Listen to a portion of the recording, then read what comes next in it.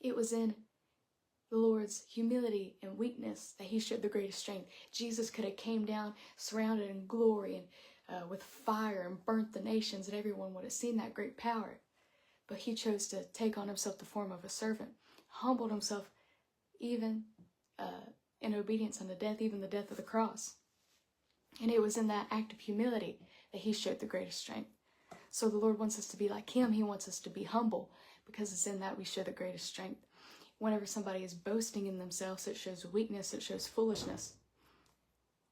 But when we acknowledge our need for him, because we cannot do anything without him, and we walk humbly with our God, we are strong, because his strength is made perfect in weakness. So whose approval do we need? Who are we trying to live for? It needs to be for Jesus.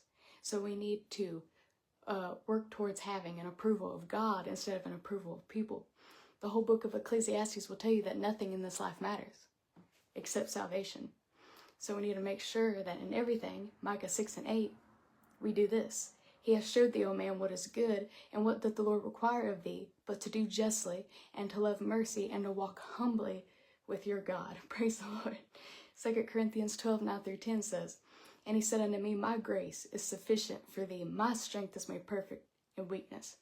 Notice how God cannot use somebody who already knows everything. If you know it all, and you have already arrived, you've already started to live in heaven before everybody else has, and you're already there, you cannot grow. You've cut off your ability to learn because you just got it. But the Lord can use somebody who's humble and acknowledges their need for him. Paul said, most gladly, therefore, will I rather glory in my infirmities, that the power of Christ may rest upon me. Therefore, I take pleasure in infirmities and reproaches and necessities and persecutions and distresses for Christ's sake. For when I am weak, then I am strong.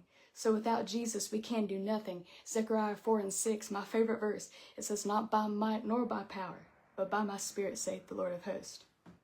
Psalms 18:3 says, I will call upon the Lord, who is worthy to be praised. So shall I be safe from my enemies.